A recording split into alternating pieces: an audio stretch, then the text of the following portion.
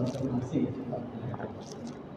Kalau selama ini ya para ilmuwan itu kan meyakini bahwa kebenaran itu kan bukan dua hal. Pertama sekali itu masuk empirisme sama rasionalis. Iya.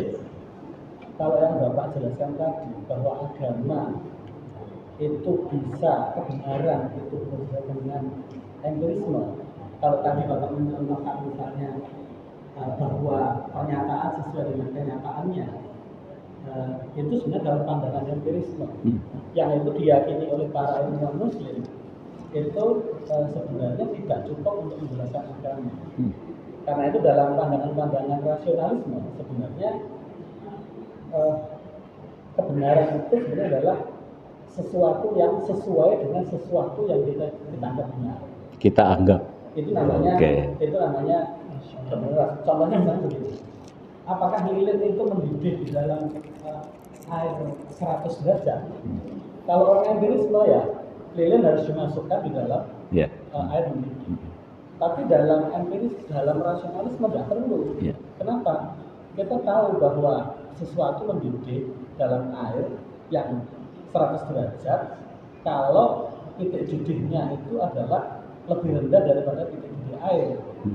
Karena lilin itu adalah dari parafin yang 80 derajat titik didihnya, maka pasti meleleh meskipun tidak perlu kita purifikan.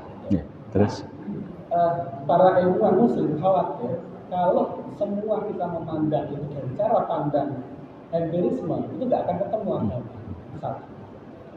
Kemudian yang kedua, sebenarnya Al-Quran itu kan banyak menjelaskan sesuatu dalam dimensi manusia.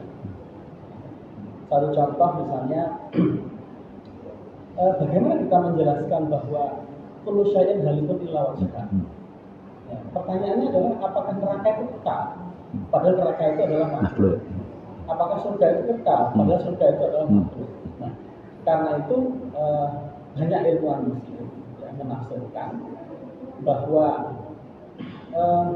banyak yang diucapkan oleh Allah di dalam Al-Quran, yang maupun Rasulullah misalnya yang dalam hadis, adalah untuk menjelaskan sesuatu dalam dimensi manusia, bukan dalam dimensi Tuhan. Dalam dimensi Tuhan berarti bisa jadi surga itu adalah tidak kekal, meskipun Quran mengatakan hum fiha khalidun. Kenapa? Satu contoh tadi Bapak sudah dicontohkan. Apakah kalau misalnya ini, seseorang dihukum 400 tahun, sebenarnya hukuman 400 tahun itu kekal apa tidak? Kekal dalam dimensi manusia, karena apa? Paling umurnya 100 tahun, tetapi tidak kekal di dalam dimensi yang lain. Itu yang kedua. Dibatasi sampai berapa? 5, Pak? 3. Nah, kemudian yang ketiga itu adalah persoalan keyakinan terhadap makhluk tadi, gitu ya, makhluk. Sekarang ini kan berkembang apa yang disebut namanya agnostik. Ya, agnostik itu adalah percaya kepada Tuhan, percaya bahwa alam ini diciptakan oleh Tuhan, ya, percaya bahwa semua percaya, tetapi mereka itu tidak percaya pada agama. Nah ini jadi salah satu hal yang juga penting menurut saya sekarang ini kan berarti kan bagaimana kita membuktikan ya bahwa bukan sekedar kita itu percaya pada Tuhan, semua itu adalah makhluk dan kemudian ada ciptaannya, tetapi bagaimana kita bisa mendekatkan pemikiran adanya percaya pada Tuhan tadi lalu kemudian kepada Islam. Betul. Terima kasih. Terima kasih, luar biasa nih. Ini kalau dijawab 3 sesi ya. Baik, yang pertama ingin saya sampaikan bahwa yang saya maksud dalam kajian kita adalah akidah akliyah. Jadi proses berpikirnya dengan proses berpikir, bukan proses kebenaran ilmiah dengan penelitian ilmiah, bukan dengan percobaan-cobaan sifatnya ilmiah.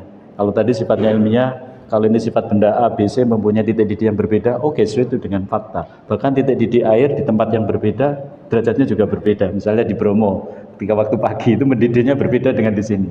Nah, itu adalah kebenaran saintifik berdasarkan fakta kenyataan dari ilmu pengetahuan. Yang saya maksud adalah akidah berpikir secara akliyah, proses berpikirnya akliyah.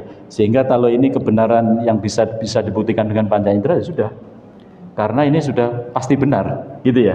Nah, bagaimana nanti sebenarnya saya kan punya materi teori berpikir 1, 2, 3 istilah saya. membuktikan kebenaran dengan panca indera langsung, membuktikan kebenaran yang gaib, dan yang ketiga membuktikan kebenaran tentang konsep dan ide. Caranya bagaimana? Itu ada caranya, gitu ya.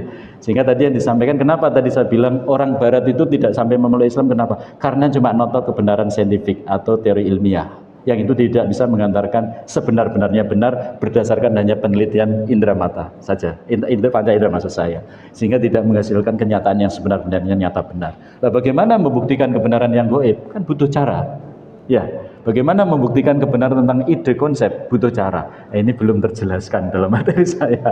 Tapi insya Allah saya punya semua itu. Ya, kalau mau terus ya punya kurikulumnya ke sana. Sehingga nanti pertanyaan ketiga bisa kita jawab. Ya, bisa kita jawab untuk bagaimana percaya Tuhan, tetapi harus jadi hamba Tuhan juga. Jangan percaya toh, kan gitu ya. Nah, ini kan ada harus kronologis berpikir yang sampai nyambung. Kita ada Tuhan, ada yang ciptakan, kita hidup untuk apa terjawab. Setelah mati mau kemana terjawab. Sehingga nanti ada hubungan hamba dengan Tuhan. Ini Tuhan, ini saya hamba, seharusnya seperti apa? Karena ada pertanyaan tadi dari mana untuk apa dan mau kemana. Itu juga harus terjawab semua, sehingga nomor 3 nanti bisa terjawab. Dan sekali lagi orang Barat itu tidak sampai berpikir konsep. Saya tanya orang Barat, demokrasi itu benar apa salah? Tidak bisa jawab. Termasuk kuliah di sini sampai S3, ada pertanyaan, demokrasi itu benar atau salah? Pertanyaannya cuma demokrasi itu apa? Betul ya? Pernah ada ujian demokrasi itu benar apa salah? Bunga bank itu benar apa salah? Riba itu benar apa salah? Terorisme itu benar apa salah mungkin ya? Nasionalisme itu benar apa salah? Sosialisme itu benar apa salah? Tidak sampai ke sana pertanyaannya. Pertanyaan cuma adalah kenapa? Gitu aja. Tidak sampai pada hakikat benar dan salah. Maka tadi di awal saya katakan, untuk menilai sebuah konsep, ide, pemikiran, agama benar dan salah harus dijawab dulu asal muasal manusia, alam dan kehidupan. Ini saya baru jawab pencipta itu ada. Baru sampai di situ dulu, gitu ya. Ya insya Allah Pak, kalau ini kita kaji nanti insya Allah tiga-tiganya akan terbackup ya dalam materi saya. Gitu tak Pak? Oh serius ya. Loh iya, ini materi yang sangat penting karena ini mendasar. Kalau sudah jenengan paham apa yang saya sampaikan ini betul-betul paham, jadi orang Islam yang bangkit itu. Jadi orang Islam yang tadi 4S. Sangat super serius sekali dalam ketakwaan, ditambah sabar ya tadi ya. Jadi itu target saya itu. Kenapa umat Islam ini mayoritas di Indonesia tapi seperti ini? Karena tidak bahas seperti ini. Masih percaya Tuhan toh. Indonesia bahkan 90% di dunia ini semua percaya Tuhan, termasuk Amerika percaya Tuhan. Ya, kami percaya Tuhan, we trust God, ya, we trust God. Kami percaya Tuhan, tapi kenapa mereka tidak mau taat? Karena nomor 3 tadi pertanyaannya. Ya kan? Termasuk di sini ketuhanan yang Maha Esa. Betul ya Pak? Sila pertama. Terus apa mencerminkan pemimpinnya, rakyatnya, tata kelola negara ini mencerminkan hambanya Tuhan yang Maha Esa enggak? Mencerminkan enggak? Enggak. Hambanya oligarki, gitu Pak. Kebanyakan seperti itu ya. Nah ini ngomong dibuka saja enggak apa biar tahu. Nah, kebanyakan begitu karena masih kesalahan dalam memahami dia sebagai hamba Tuhan itu kayak apa. Pertanyaan nomor 3 tadi. Wah itu ditanya Bapak juga dulu ya. Kenapa negara ini kok seperti ini? Padahal kita mayoritas. Problemnya di mana ini? Wah ini belum terjawab. Saya masih ingat ditanya. Nah nanti materinya nyambung Pak. Kalau dijelasin dawa ya. Saya pikir itu karena sudah pukul 6 ya kita akhiri. Gimana doa Pak? Cukup ya, itu kifaru majelis saja ya. Kita tutup dengan doa kifaru majelis. Mudah-mudahan barokah pertemuan hari ini dan kita tetap diistiqomahkan Allah Subhanahu wa taala di dalam kebenaran dan ketaatan ya. Astaghfirullahaladzim, astaghfirullahaladzim, astaghfirullahaladzim. Subhanakallahumma bihamdik asyhadu an la ilaha illa anta astaghfiruka wa atubu ilaik. Terima kasih atas segala perhatiannya. Mohon maaf bila taufiq hidayah. Assalamualaikum warahmatullahi wabarakatuh. Alhamdulillah setelah mengikuti kajian di Masjid An-Nur ini para jamaah bisa menikmati gulai nih gulai. Gulai kepala sapi. Oh gulai kepala sapi. Nah ini gulai kepala sapi nih Mbak ini. Nah ini gulai kepala sapi.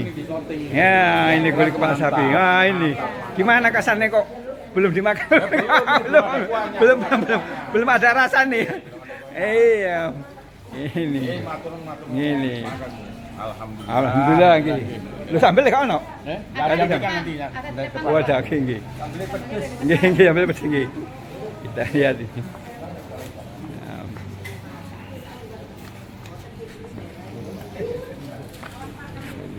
Ya, suasana sarapan pagi. Gule. Gule. Oh, gule. Oh, iku ana sambel pot. Gule apa? Gule kepala sapi. Info dari yang masak gule kepala sapi. Iya. Sapi. Gimana? Ini. Gule kepala sapi. Nggih.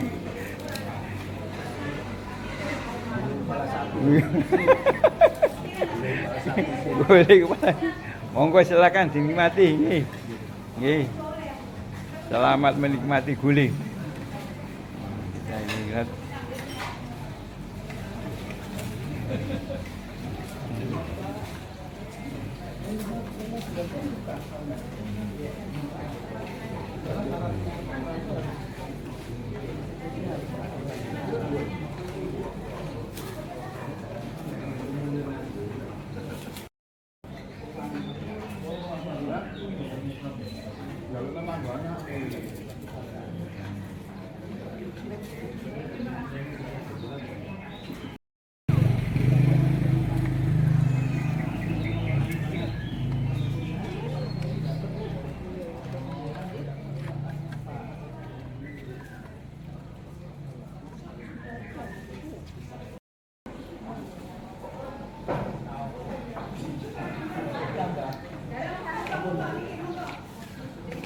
Monggo. Oh, nggih. Sik, kurang titik. Gimana rasanya? Kepala sapi. Mantap ini. Dagingnya spesial. Oh, ya. Apa ini khusus daging kepala sapi. Kepala sapi ini. Mantap. Siapa lagi? Masjid An-Nur. Mantap. Oh, kepala banteng. Video ini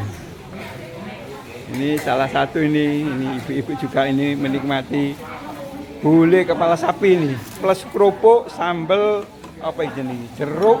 Nah ini iya, ini yang bagian konsumsi nih ibu-ibu ini. Nggih, bagian konsumsi nggih. Hah? Kayak mangan gini ae. Ini kan sini, ini kita lihat ini. Oke.